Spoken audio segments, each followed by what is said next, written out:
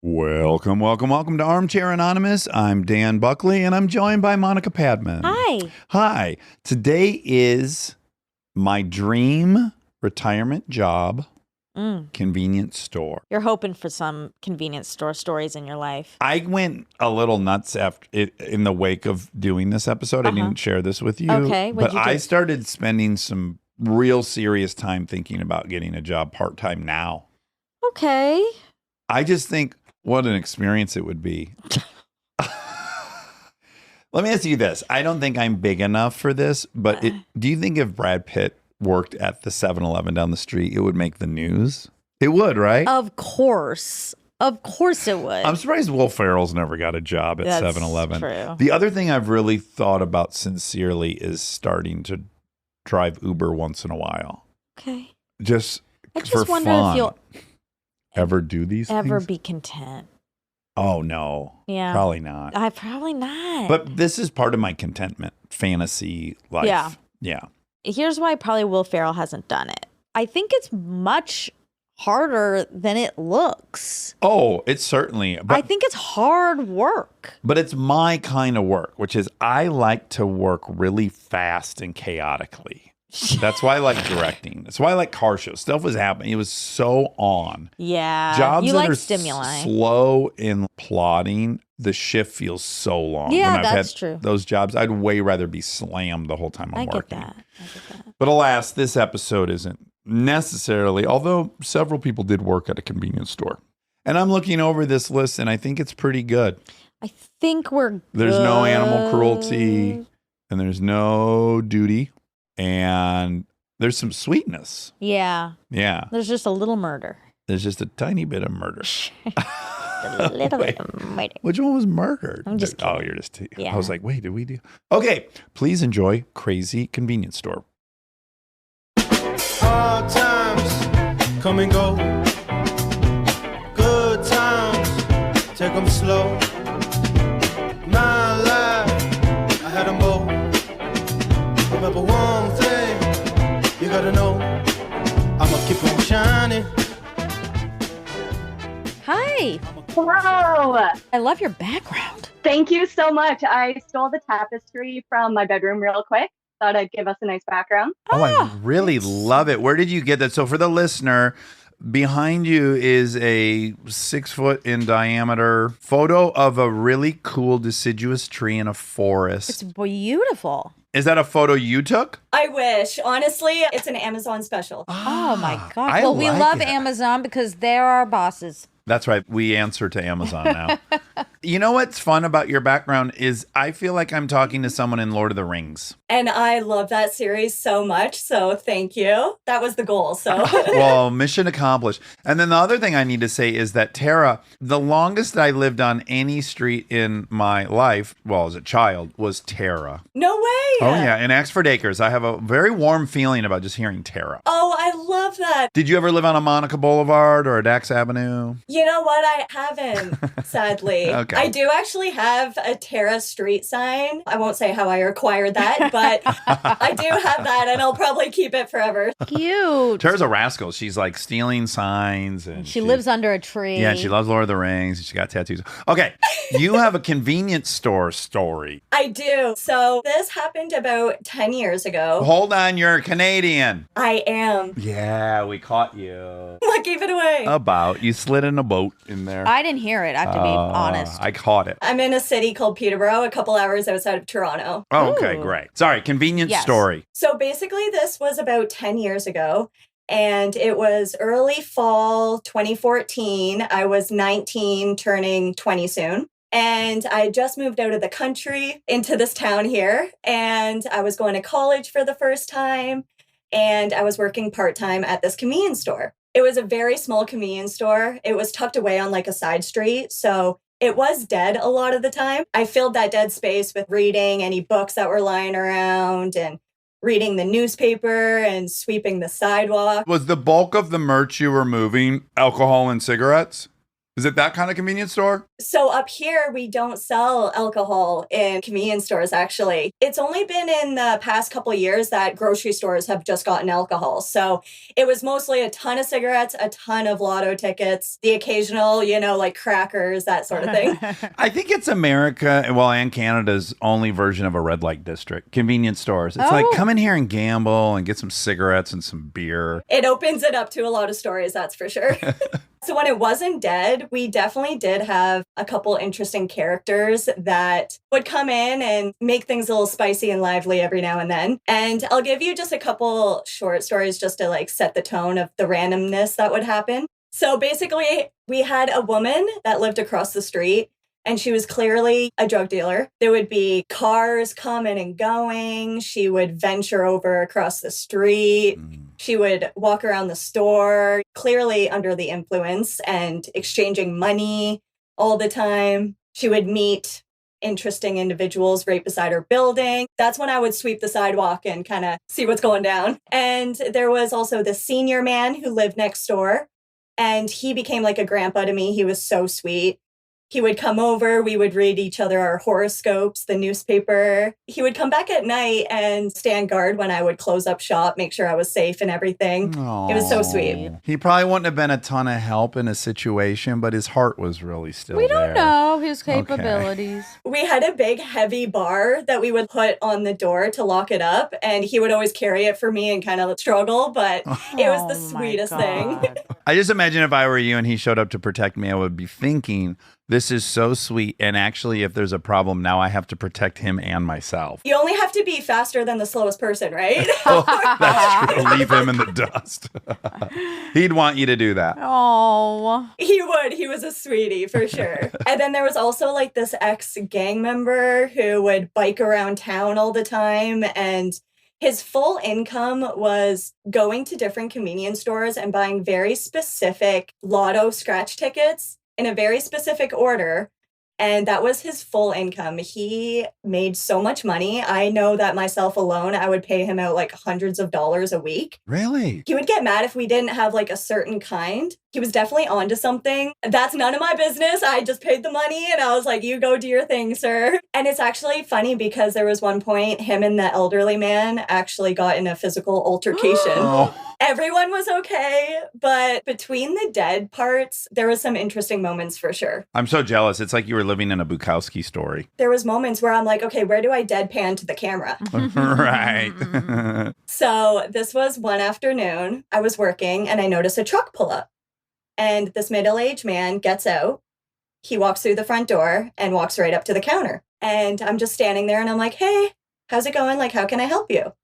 And I'm like, you want smokes? You want lottery tickets? What's up? And he's just standing there, frozen. He starts tearing up.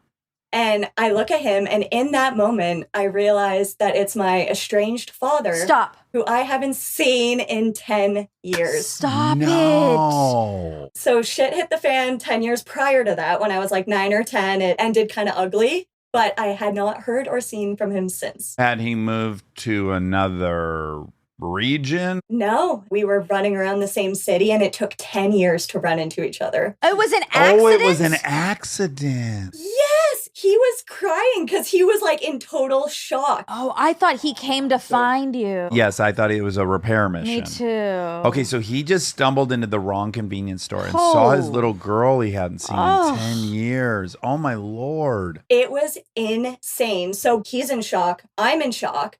And I'll speak for myself, but you build up this story in your head where you're like, oh, if I see him, I'm going to cuss him out, or I'm going to tell him how shitty he is for not being there. But next thing I know, I'm walking around the counter and I'm just giving him a hug. Oh, my God. Good. I was out of my body at that moment. We had about a 5 or so minute conversation. And what was that like? What were you guys saying? So I hadn't recognized him because for the first 9 or 10 years that I knew him, he had a really big dark mustache. So when I asked, I was like, oh, what happened to, the face? And he goes, oh, I got rid of it about 5 years ago. And I just chuckle and I go, oh, I wouldn't know. Yeah, right. And then I honestly totally just went into bragging mode. I was like, I love my life. I'm doing so good. I'm going to college. I have my own apartment. And I did this all without you type of thing. And then honestly, it wasn't even that awkward. I just kind of sold him his smokes and he left. What? Did he say he was sorry? God, no. No. Oh, no. I know. It was crazy. He left, and my boss, who is normally never in the store, but she happened to be downstairs in that moment, she saw me give this random man a hug on the camera. So she comes up and she's like, is everything okay? And I'm like, oh, yeah, that was just my dad I hadn't seen in 10 years. She just goes, oh, do you want to take a break? You should probably go outside for a couple minutes. So it was so funny because I went outside and I called my mom. And I was like, you would never believe who just walked into the store. Moms know, right? I don't know how she knew because we honestly never talked about him. We had come to terms with what happened 10 years ago, moved on, living our life. And she goes, oh, your dad. She just laughed. And the first thing she said, she goes, oh, how does he look? And I'm like, honestly, not great because I didn't even recognize him without the mustache. She's like, I always told him he looked way worse without that thing. So that checks wow. out. Wow. Was that the only contact you had with him? So get this. After that moment, it was about a month or so later, and I had already quit the convenience store. Not because of that, but because I wanted to focus on college. And I was in one of my morning classes when I get a message. It was from a neighbor that I grew up with out in the country. And it goes, your dad just won the lottery. Stop. No. No. Are you kidding? No. No. Are you lying? No. This is not real. Well, hold on. Let's wait till we hear what the lottery is. He bought it from you. He didn't buy it from me. Oh. Yeah. That would be too much. And it's not insane, but I actually sent over the little article and the photo. Oh, this is it. Basically, the guy won $100,000 on a $2 poker ticket. I'm looking at a photo of him and I'm trying to picture him with a mustache. And of course, because I'm meeting him for the first time without a mustache, I'm having a hard time painting a mustache on there, Me but you're too. saying that's a big improvement. Oh, I didn't even recognize that guy. And then he got his photo in the paper for winning that? Is this what this is from, the paper? Yeah, I don't know what the laws are down there, but it has to be public knowledge up It here. does? It does. So you have to get your photo taken and everything. Oh, wow. Why do you suppose that is? That feels dangerous. I want to say it's to make sure that someone won. Right. Proof. I wonder if anyone has won a nice little chunk and then they were on the lam. And so they were like, oh, you can keep it. They didn't want to get their photo taken. This feels a little unjust to me. That he was rewarded? Yeah. That's the thing about lottery, right? Very random. Actually, he sent his mother, my Grammy, who I've been in contact with this whole time, a little bit of money to send to my brother and I. I think we got $200 each. Oh, boy. Oh, my God. It might have been a little bit more, but it definitely wasn't enough to be memorable. Oh, I don't want to say his name, so I'm going to call him Glenn. Oh, Glenn, we could have done better We than could that. have done a lot better. That's the thing. He had a chance and he made a decision, and that's okay.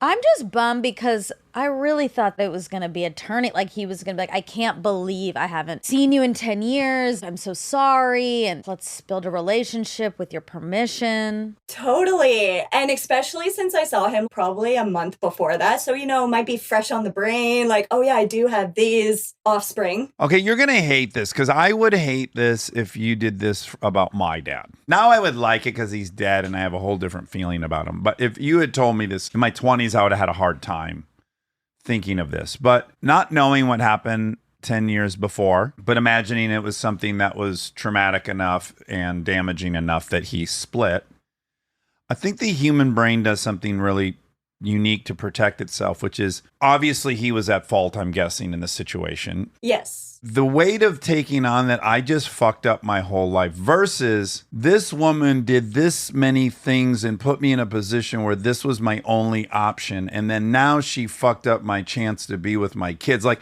I think it's almost irresistible for the person who has fucked up their whole life to come up with some really elaborate version where they're only partly culpable, right? And then you have this story and you commit to it. It works for 10 years. And then you stumble upon your flesh and blood. And no matter what that story was, you start crying. Because the reality is it's heartbreaking that I haven't seen this beautiful little girl for the last 10 years. But it was an opportunity at that moment. I hear what you're saying for the 10-year part because our brains do what we have to do. But that is the moment where life is literally giving you a second chance. Yeah. I have the most compassion for you. Obviously. You deserved a dad. And so did your brother. But I weirdly have compassion for anyone who flushes their life down the toilet. I don't want that life. Like, if I got to pick whose life I got to live with on my shoulders, I'm picking yours over his. I don't think he won. Thank you. I really appreciate that. I've done the work and he's his own human going on his own journey and he made his choices. I just hope in the next round he makes better choices. Yeah. I believe in karmic. So I've kind of settled with that. And now that it's been 10 years later, like you said, it hits you in the face. I didn't recognize him or even think of him until he started crying. Yeah. And then I was like, oh. And Tara, you even told us the beautiful part of you too, which is you have all this resentment, you have all this hatred, you have all these justified feelings, and then you see the man who made you and you cry. Where you hug him. It's so strong. And all this racket in our head we come up with, it's crazy how it can get cut through. I don't know. I just think that's really neat. It was incredible. It was an outer body experience. I'll never clearly forget about it. So when I heard this prompt, I was like, I have a crazy convenience store story. Yeah. Wow. That's wild. It's so much crazier that it was an accident. I was with you, Monica. I thought he had planned it. And then I thought, well, buddy, didn't you prepare a speech? You locked up the second you walked in. But also that would make sense to me, just being so overwhelmed by the face-to-face. Yeah, there's so much heartbreak in the world. There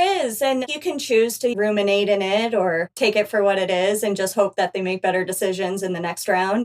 Do you want to go back to a convenience store? Because you know that's my fantasy retirement, is working at a convenience store. I do miss it. I probably won't go back, but I can look back fondly at it. There was just so many characters. And like I said, it's basically a TV show where you just want to deadpan to a camera somewhere and be like, are you seeing what's going on? Yeah, if you're nosy, I'm nosy. You're just getting to like sniff into people's lives. It was crazy because that was 10 years ago. It's been 10 years almost to the day. So wow. I don't know if we're due for another. I may have to call back and let you know. So we'll see. Oh my God, keep us updated. What if Glenn heard this and he did some reflecting and then he sent Grammy another $200? Oh my God. Oh, that would be wonderful. I'd be eating good tonight. That's for sure. If he was like, you know what? You're right. I got that wrong. It should have been 400. I'm going to send Grammy another. Yeah, you know what? Let's run that back. And then in another 10 years, you'll get 600. Do you mind if I just give a quick shout out to my friend Sandra? She works at General Motors with me. We work overnights. Oh, nice. And Armchair Anonymous actually comes out every Friday at 5 a.m. And it's our last quarter of our last shift of the week. It really pulls us through. So we just love you guys. And we get so excited to listen. How fun. I've never thought of people listening to our show on the night shift. I love that. Yeah. It's the best. Well, shout out Sandra. As a fellow former GM employee, go get them. Yeah, gotta build those trucks, man. Thank you guys so much. Take care. Wonderful meeting you. Rob, can you? Lower Dax. Yes, thank you. Sorry. I know that look.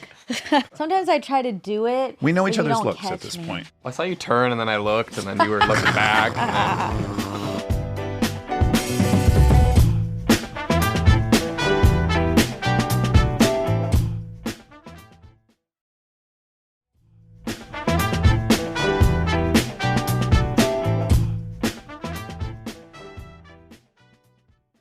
Here comes Bart. Oh, Bart the bear. We had a story about a convenience store in New Zealand. Maybe they ran out of coffee and donuts, his favorite. Yeah, he got really pissed. They weren't serving coffee and whipped cream and donuts, and he tore the store apart. Hello, is this Bart? This is Bart. Wonderful to meet you. You're the first non-bear Bart I've met. I don't meet a lot of me, that's for sure. Is it Bartholomew? Is that the origin name? Nope, it is just Bart. I have a brother named Brett. We're named after an old cowboy show, the Mavericks. Oh, fun. Your dad loved cowboy stuff? It was just a show I think my parents liked at the time, so those were the names we got. And where are you at? I am in Binghamton, New York. We're about an hour south of Syracuse. And what's the convenience store vibe? Is it liquor and cigarettes? We don't have liquor in our stores. It's mostly beer, scratch-offs, and cigarettes, especially the store I was at. That's what we did mainly. We are second one, and that seems to be consistent with convenience stores. Scratch-offs, smokes, and beer. And back then, we did a lot of food, too, actually. We made pizzas and stuff, and people were crazy for it. Fried chicken and potato wedges? All that kind of stuff. How long ago did this this happen? This was 27 years ago, 1997. Monica's 10 years old when this happened. Well, I'll tell you how I got at the convenience store. I worked for a company that went out of business, and my wife worked there too. So we both lost our jobs. I got home from the meeting where I was told I no longer had a job. My phone rang. As soon as I walked indoors, a friend of mine, he says, "Hey, I just got this job as a supervisor for this chain of convenience stores, and they're looking for guys." I said, "Well, as a matter of fact, I need a job." So I took the job and did it for a year. It was a long year, and some interesting things happened. But the most interesting thing is what I'm going to tell you. Okay. So at the particular store I was at, we had a huge construction company just up the road from us. And they constantly ordered pizzas and breakfast pizzas, and we were pretty busy with that stuff. So it was a Monday morning. I always had a guy who opened the store for me, and I had to come in and count all the weekend money. I count and sort all the weekend money, and at this store, there wasn't really a back office. So it was just kind of a desk in a hallway because it was a very small place. So I count the money, get the deposit all written up, and then I have to go to the bank. Can I ask you a quick question, Bart? How much cash did the place in 97 bring in on a whole weekend? Are we talking like $5,000? As a matter of fact, it was about $5,600. That number has stuck in my head because of what happened here. So I get everything counted, and I'm sitting at my desk back there, and I'm like, okay, I got to go to the bank. But then this order comes in for 3 breakfast pizzas. We had one little oven at this place. It wasn't unusual to get an order like that, but my guy who was running the front counter just didn't have time to do this, and because we were busy, it was morning. Coffee, cigarettes, dip. Yeah, everybody's loading up for the day. I'm going to have to give him a hand making these pizzas. But this is where I did something very stupid. Instead of taking the weekend deposit that was all in the bag and taking it back and putting it in the safe and locking it up and going and make those pizzas, where I was making the pizzas was about 4 feet from the alleyway to the office. So I said, I'm just going to throw up my desk drawer. No one can walk by me without me seeing them. It's this little tiny convenience store. It had a little island in the middle. It was very small. We had a beer cooler that was the biggest part of the store. So I proceeded to start making these breakfast pizzas. I'm sorry, Bart, you're going to hate this, and Monica will as well, but what is on a breakfast pizza? You keep saying breakfast pizza. There's eggs on it or something? Yeah, back then we didn't have like frozen eggs. We cracked 8 eggs, scrambled them up, threw them on this pizza, sausage, bacon, and cheese, and threw it in the oven. Kind of want this. That's a thing up here. Anyway, so out of the corner of my eye, I see this guy kind of walk around this little tiny island. Takes 3 laps around it, and it caught my eye. I was like, what? That's weird. And then I go, oh, shit, the money. So I step around the corner, look into the little office. I see the desk drawer open and the bag gone. Wait, how do you get past you? Well, a lot of questions. How do you even know to go to? Well, I smell some insiders, but continue. I'll explain that to you when we get to the end, because we discovered that after we watched all the cameras. I go, oh, shit. So I bolt for the door. At this point, he's out in the parking lot. This was in December, and I just sprint after him, and I grab him by, I take my left hand, grab his shoulder, and spin him around. And I said, where's my goddamn money? You said fucking. Yes, I did. Yeah. That didn't feel right. He made it goddamn for the sake of the listener just now. More for my kids. Okay, your kids. They've heard me use it, but pretty rarely, but I'll use it again here later. So I spin the guy around, and he puts his hands up. He said, I don't have your money. And when he did that, his jacket opened up, and in the pocket in his jacket, I could see the bag. Oh my God. Okay. I reach in with my left hand to grab the bag, and I take a roundhouse and hit him in the face as hard as I can with my right. Oh, okay, so you grabbed the money and cold cocked him. This is the dream. He went flying into the getaway truck that was there. Turned out his buddy didn't know this was going to happen. But anyways, he slams into the truck, falls to the ground, and I just grab the bag, unzip it, and just take a quick glance to see, okay, it's all in there. In the time that I do that, he gets in the truck, and the truck squeals out of the parking lot, and they're gone. Did you look at the license plate? No. Yeah, it's more stressful than people think. Well, first of all, I know I did something completely asinine by leaving that money there. And my first thought was, I'm losing this job. Yeah. I was happy. I'm like, I got the money. I'm good. But I'm wound up, as you can imagine. So I go inside, and Nick was my morning guy. I put the money in the safe. I said, Nick, call the cop, tell him we got robbed, and I'm going after him. Oh, boy. Oh, my God. Oh, no. At this point, I'm completely out of my mind. I had a Jeep Cherokee back then, but for some reason that day I drove my wife's 91 Grand Am, and I just hop in that car and I squeal out of the parking lot, and I'm driving around this neighborhood trying to find these guys. I have no idea what I'm going to do if I do find them. You also don't have a cell phone at this era, right? In 97. Nope, I did not have a cell phone. So I'm driving around like a madman around this neighborhood. So then I'm like, okay, I catch my breath. You got the money. Yes, they got away, but we got cameras. Hopefully they'll show this guy's face and the cops will be able to get him. Don't leave out. You punched the guy. This is great. Yes. It's funny. We were also getting a gas delivery that day, and the truck driver was out there. And he said to me afterwards, he goes, remind me to never piss you off. There's a main drag that I have to come out on to go back to the store. So I come out on the main drag. And I look left, I look right, and I just planned on going back to the store. And all of a sudden, I see the red Ford F-250 pickup truck coming down that main drag in the direction I was going. I don't even know how I remember what happened next, but I ripped that car out in front of that truck, slid the thing sideways in front of his truck. And I stopped him. He missed my car by about 2 inches. He slammed on his brakes. It was really busy morning, so there was a bunch of cars that got behind him. So he was pinned in. I get out of my car, I run around, and this is where I know Hollywood's full of crap because I'm not a little guy. I hit that window of the passenger side of that truck, punched it with everything I had, and my fist just bounced off of it. Sure. In the movies, it would have went right through it, and I could have dragged him out of the car.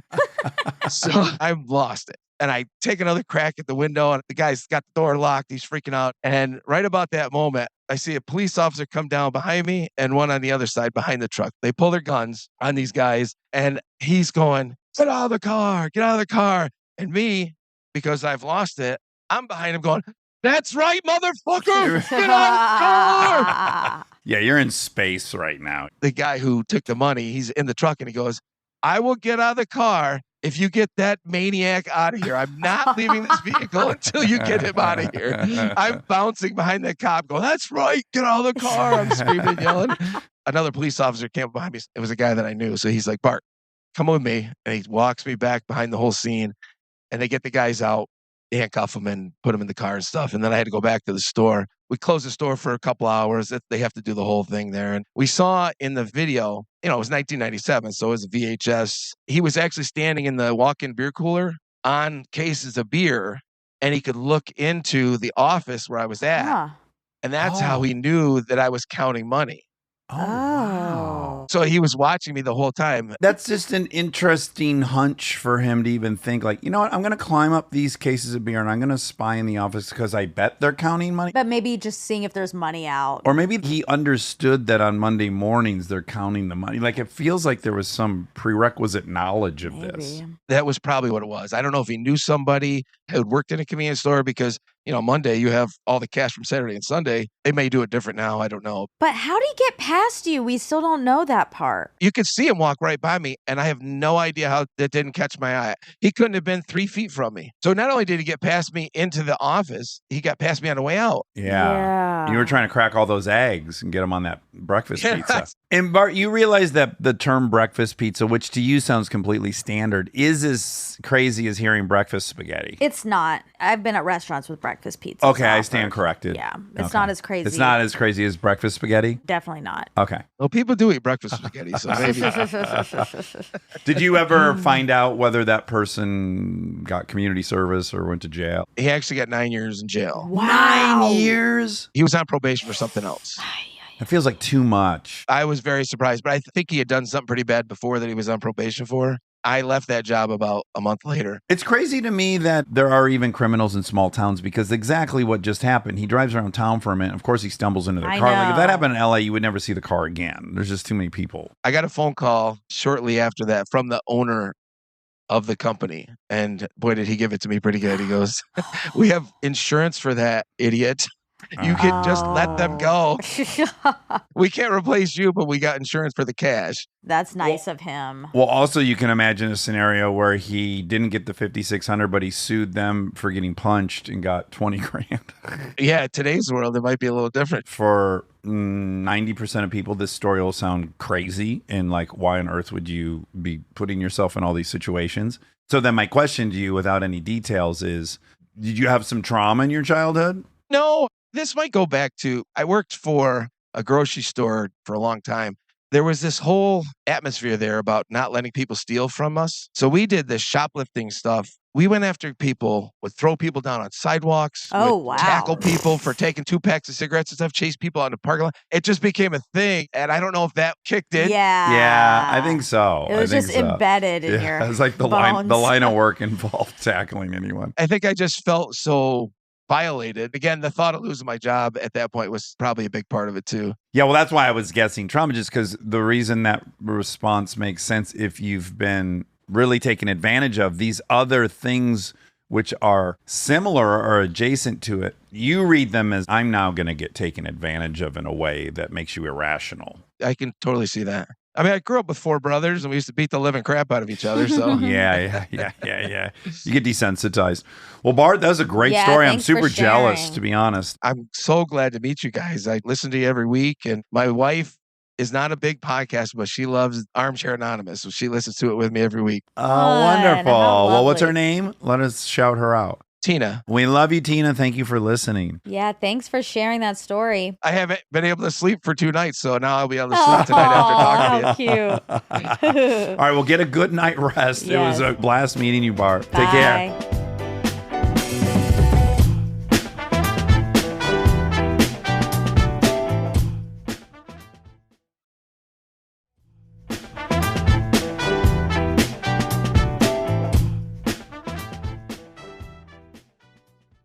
Hi. How are you, Allie? Good. Oh my gosh, you guys are real people. But are we? Maybe you'll be discovered in this that we're not. TBD. Are you a podcaster? I started one during the pandemic, but only did like 10 episodes and haven't gotten back into it yet. But still have the gear, clearly. Yeah. Okay, well, we appreciate it. It comes in handy Yeah, here. sounds great. Where are you at? I can see some stuff, different shades of blue behind you with an interesting escape ladder. I'm in my office and it's kind of like an industrial area. So just a very old building behind us. But I'm located in Seattle, Washington. Oh, wonderful. We love Seattle, Washington. Funny enough, many of my best convenience store memories are from Capitol Hill. Oh, do you have a favorite? Well, there was a particular place that sold a lot of fried chicken and potato wedges. And then a friend of mine, Jeff, and I would go in there drunk 5 minutes before they closed. And we would barter with them and get like a full bucket of chicken and way too many French fries for like $1.25 because they were going to throw it all away. That's a good party spot for sure. Yes. Where does your story take place? In Portland, Oregon-ish. Okay. Wonderful. Familiar with the area. To set the scene, I was around 9 years old and I'm one of 6 kids. There were 5 at the time of the story. So I come from a big family. I'll say. Because of that, we never got to do many big vacations, but it was my mom's dream to drive an RV somewhere. And so we drove an RV from our home, which was near Tacoma, Washington, down to Southern California, saw the redwoods. And on the way home in Portland, Oregon, we stopped at a gas station to get gas. The RV type that we were driving was like the kind with the bed above the cab. Yep. C-class motorhome. I loved hanging out up there and we were not safe. And so we all just hung out wherever we wanted in the RV, no seatbelts on while we were driving. Yeah. Of course. So that was my favorite place to hang. And so when we stopped at the gas station, my mom was like, okay, who needs to go to the bathroom? And everyone was like, I do. So everyone went out and I said, no, I think I'm fine. I'll just stay here. And at the very last minute, I said, actually, I think I am going to go, Mom. I'll be back. So I get out, go to the bathroom, like around the side of the building. You know how they're kind of on the outside. I know where the story's going and I'm so excited about it. I'll bet you can guess. Do you want to try or do you want to No. wait for it? Monica hates it. He's That's not not allowed. the Okay. point of this. You can tell me if you were right Yeah, okay. after. So I come out of the bathroom. Oh, motorhome is hard to miss. It was not there. Classic Home Alone. Yes, Home Alone. Oh my God. I'm only 9. And so I'm kind of like, okay, maybe they just pulled around, like moved out of the gas spot, pulled into a parking space. So I walk all the way around the building, no RV to be found. There's a Walmart across the street. So I was like, well, maybe they just ran to Walmart and they're going to come back and get me. Oh, this is great. This is a 9-year-old's thinking. So as I'm standing out front and I'm kind of like, okay, well, what's my game plan? Yeah. One of the gas station staff comes out and she was like, was your family in the RV? And I said, yeah. And she was like, they left. Oh my God. Which was obvious at this point, but also she confirmed and I was like, oh, okay. Oh my She God. goes, do you know where they went? And I said, no, I just went to the bathroom and then I came out and they weren't here. And she's like, we'll try and figure it out. This was pre-cell phones because it was around 1999. My dad had just gotten a cell phone. I didn't know his number. You don't call people in the car. That's not what it's for. Right. She said, well, do you have any family in the area? And I said, well, my aunt lives in Florence, Oregon, which is like a 2 or 3 hour drive from Portland. Ooh. She said, well, do you want to call her? So we looked her up in the phone book. Oh my God. But the gas station didn't have long distance calling. So someone who had just come to get gas, he said, well, you can use my cell phone to call. So I used his cell phone and I sat on a stool outside of the convenience store. Were you crying? I mean, were you so worried? I don't remember crying. I was just kind of like, okay, I'm nervous and I don't know what's going to happen. But the people at the gas station felt safe. It was 2 women. I didn't feel like I was in danger. It was just like, I don't know how long I'm going to be here. I don't know when my parents are going to come back. I want to make a social psychological observation. I think it's a little intuitive about like panicking and crying is almost a luxury. It's something you can do when someone else is on the scene to handle it. But when you really know it's just you, there's actually no room for that. In fact, we were just listening to someone who was in an airplane crash where it actually crashed. And they said it's just dead quiet. They were really kind to each other. And that's the reality of that situation. I just think if you can cry, you will. And then sometimes you can't because you got to handle your shit. Yeah, it's kind of like survival mode. Just, okay, well, we just have to figure out what to do because no one else can figure it out for me. You know it's not going to help. Maybe my parents would say I cried. I just don't remember crying. And so I sat there on the stool for 45 minutes while this guy just let me use his cell phone, called my aunt. Her name is Paula. She was like my favorite aunt at the time. Sorry to all my other aunts, but she was so silly. And she just kept me on the phone, telling me stories about old ladies having accidents in the bathroom, like anything to make me laugh while I'm waiting. Cause I was just like, well, I'm just going to wait for my parents to come back. So finally the guy was like, okay, I kind of have to have my phone back. So $600 later. Yeah, I know. I don't know what that cost him. So she just said, well, I'm 3 hours away, but if they don't come back soon, call me back and I'll come get you. And I said, okay, hang up, go inside. And meanwhile, I'm just with the gas station staff. So she said, well, do you want to help me stock the shelves? And I was like, yeah. Oh my God, free labor. I know. So we go to the back and we're like stocking, and I love organizing. So it was actually kind of fun. I'm like, ooh, this is so cool. Like seeing the back of a gas station. So I'm helping her. She offers me free pizza and soda and stuff, which I didn't have. But finally a sheriff comes, which thinking about it now, that took a long time. And he comes in and news vans had come in outside. Oh my and God. they're parked in the parking What lot. news vans? They had heard it, I think, on the police something. God. Oh my God. They're outside, but he's like, I'm not going to let them in here. So he's asking me a bunch of questions. And he said, where are they going? And I said, well, they're going to Seattle, which is 3 hours away. And they just got gas. So they probably don't have to stop again. Oh my God. That's what I'm thinking. It's going to take them hours before they realize How this. could, no. You don't see the people that are in that little cubby above. And there's 5 kids. And my grandpa was there. So there's just like a lot of people in there. But There's too many people for an also RV. more people for one to say, hey, Where's Allie? you'd think one person would be like, I want to play. Where is she? Yeah. Finally, I see the RV drive in. I think it was an hour and a half later. So from my parents' perspective, what happened on their end was they all got in the car. My mom didn't remember me telling her, oh, actually, I am going to go to the bathroom. So they just thought, okay, Allie's already in here. Everyone get in. And we never checked like, okay, how many people do we have? They said that they ended up stopping at a rest area 45 minutes down the road or an hour or something. And everyone got out and they were like, well, where's Allie? Oh my and God. funny, also side note about me is that I used to really like to hide places.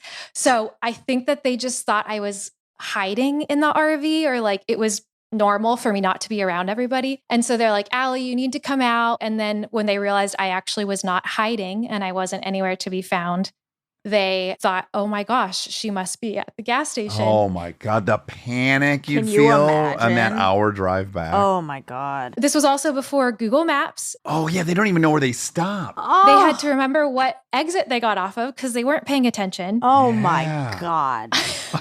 My dad said that he was going like 90 miles an hour. He said he even passed a cop hoping to get their attention so that he could like get pulled over and they could escort him or call or something. But no one pulled him over. He just flew as fast as he could They found the exit. They pulled in past the news vans. My dad walks in and he's got to talk to the sheriff. And the sheriff definitely asked him questions of like, what happened? Yeah. But it wasn't that big of a deal. We didn't stay very long. But my dad said, I do not want the news recording us walking out to my car. I don't remember if they did or didn't, but we had to walk back out to the RV. And I step inside and I was kind of sheepish and like, I didn't like all the attention on me anyways. We hadn't even pulled out of the parking lot. The first thing my dad says is, we're going to laugh about this one day. And my mom was like, Dave, we are never laughing about this. Textbook dad thing to say. My Textbook God. dad, textbook Pretend mom. nothing bad happened. Yeah. And my older brother, he didn't even say, oh my gosh, I'm so glad you're okay. He was like, so did they give you any free food? And I said, well, they offered it to me, but I didn't want any. He was just shocked that I would say no to free food. Oh, wow. Scary. If I were the cop, I would have had intentions and a game plan to ask the parents, try to figure out if they did this on purpose. And then when I saw 4 kids, 2 adults, and a grandpa get out of the RV, I'd be like, oh, obviously, there's way too many fucking people. This was a mix-up. Pretty self-explanatory of how easy it is to lose someone. Sort of side note is my dad had happened to know one of the news anchors for that area. So he called him up and he said, can you please not air this on the news? I do not want it to show that I left my daughter at a gas station. Yeah. This almost sounds like a children's book. Doesn't it? Yeah. Like a little girl who gets lost and then she makes friends and she gets a job. Yeah. I mean, you got a job, you connected with old relatives. You had a whole life in that hour and a half. Put it on my resume, worked at a convenience store for 30 Wow. minutes. It is also so telling of the time, how hard it was without cell phones. Because even the aunt, for me, it's like, well, the aunt should have immediately just hopped in the car and started heading your way until she got told, but she couldn't get told. Right. So she did have to sort of wait and see. She'd have got there and then hoped someone there explained what happened if she wasn't there. Right. It does make you wonder how we did. How did we do anything? But guess what? We just did everything. That's the funny thing. Is it Yeah. seems like impossible, but it didn't matter at all. I know. It's Yeah. nuts. Well, it was great meeting you, Allie. Yeah, you too. I'm glad they found I really you. appreciate it. Yeah, me too. Your dad was right. He ultimately was right. We're laughing about That's it today. true. He was right. All right, take care. Bye. Hi. Hello, how's it going? Wonderful. Good. What kind of fake name are you in the market for? Do you have one picked out? Well, let me ask you this. So all my friends listen to this, but I'm just not big on podcasts. I've never actually listened to this. Oh, okay. Great. How big is this? How big are we talking? Very tiny. Just the 3 of us will probably listen to this episode. No, let's give you a fake name. Let's do the right thing. I feel like that's probably the move. Let's go with Corbin. Okay, great. Corbin. That actually looks right. Yeah, if you would introduce yourself as Corbin, that would make total sense to me. It's close. Okay, Corbin. All right, Corbin, where are you? You have kind of a southern drawl. Let's start there. In Orlando right now, but currently I work. Is this story going to potentially get you fired? I guess that's another question. Maybe the time away from work could make me lose my job. Okay, we won't keep you long. No, I'm kidding. We'll get you arrested for whatever the story is and fired. Yeah, that's the dream outcome.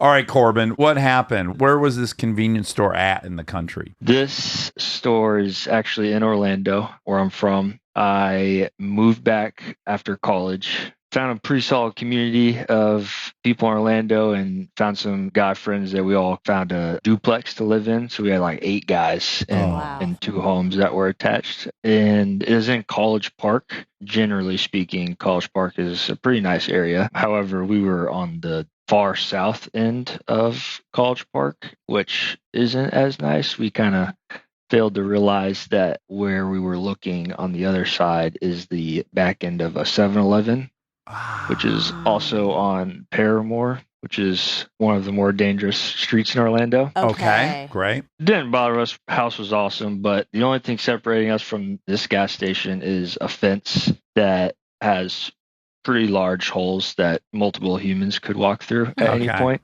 Of course, I'm there every day. I'm walking there for breakfast, getting coffee. You know, if I need toothpaste, it's right there. It's in our backyard pretty much. Yeah, very convenient. You almost have a convenience store in your house. I would love this. So in turn, start to build relationships with these employees. Sharonda was the cashier. She was the sweetest old lady that kind of took me under her wing. I would go to get coffee in the morning and just in turn start asking her life advice. And she's a super sweet lady. Got Donald working the mops, Chenise restocking the items. So one day I go to this gas station at 7-Eleven and I go in and Donald's like, hey, I need you to follow me to the back room real quick. Oh. Immediately, I'm like, well, I don't know. I mean, that feels a little unnecessary. Like, can we talk out here? I don't know why we need to go to the back room for this. Yeah. This feels against the rules. But, of course, say yes, because they're like family at this point. So go in the back room. He hands me a slip of paper. It's got a number on it. He goes, I need you to call Chenise. She needs to talk to you. Still don't know why we're in the back room. Not totally sure why Chenise can't talk to me in person. Anyways, go back. I call my buddy Tony. He's one of the only friends that was comfortable showing up to this gas station with me all the time. I'm like, yo, Chenise, she wants to talk on the phone for some reason. What could that be? He's like, I don't know, but I feel like we should probably just call right now and you can just leave me on mute. So we three-way call. He's listening in to the whole thing. She picks up. Chenise is clearly nervous. I'm like, hey, is this like Chenise from 7-Eleven? Yeah. She's like, yeah, it is. I just had a question for you. I don't really know how to put this, but I love your dimples. Oh my. And I'm like, okay. Like, I appreciate it. Like, thank you for saying that. In my mind, I'm like, I don't know where this is going right now. Sure. You do have cute dimples. You do. They're pretty cute. She had a point. Thank you.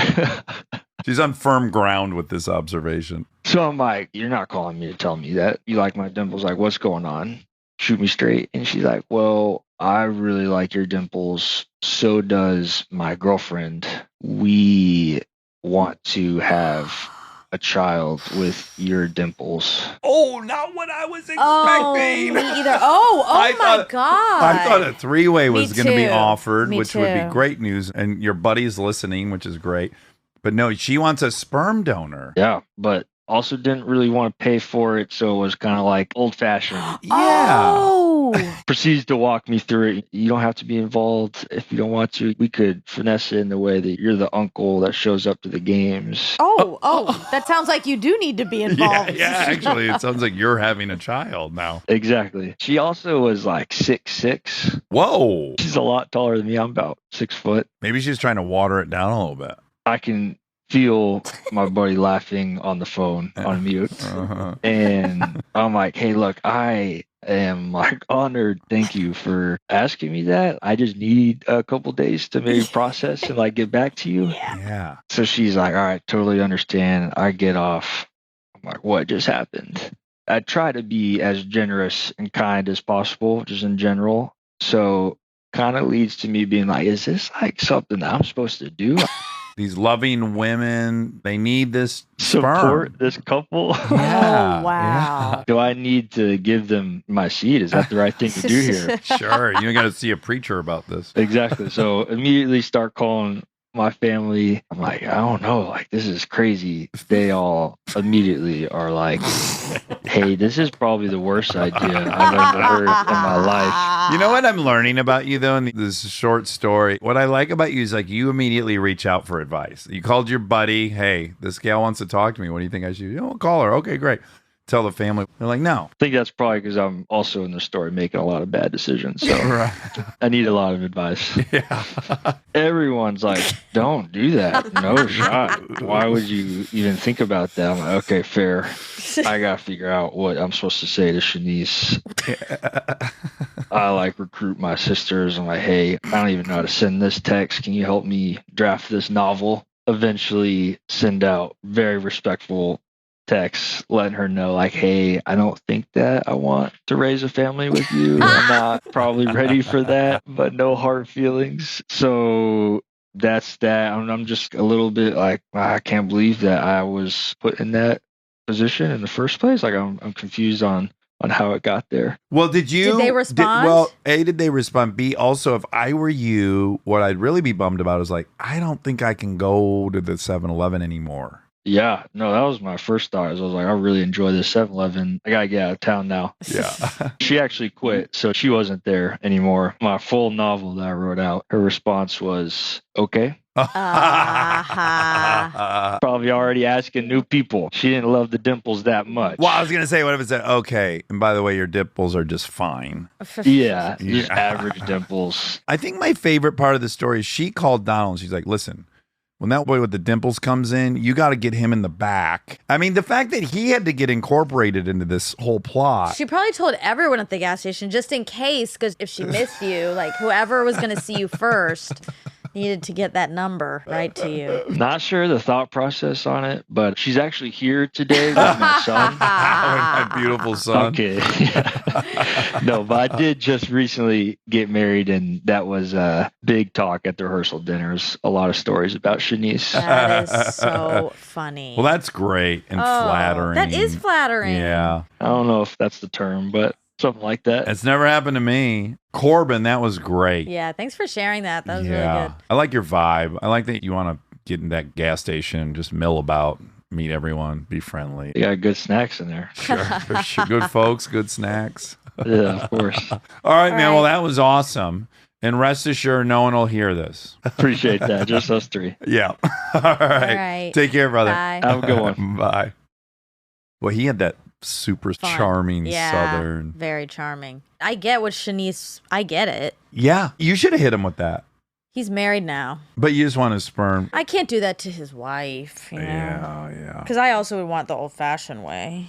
I think we all would. All right. Love you. That was great. Oh, yeah. That was fun. Those were wacky. Those are also, you know what? Tell me. It was convenience store stories, but it was also bad family stories. Yeah, it was. It could have been called an inconvenient story. You've been waiting to say that. No, it just came up. It just literally popped in. I was more working on convenient story at first. I get that. But now that I've added into it, I feel like, boom, refined it. Okay, love you. Love you. Do you want to sing a tune or something? We don't have a theme song. Oh, okay, great. We don't have a theme song for this new show, so here I go. We're gonna ask some random questions, and with the help of Armcherries, we'll get some suggestions. On the fly rhyme dish, enjoy.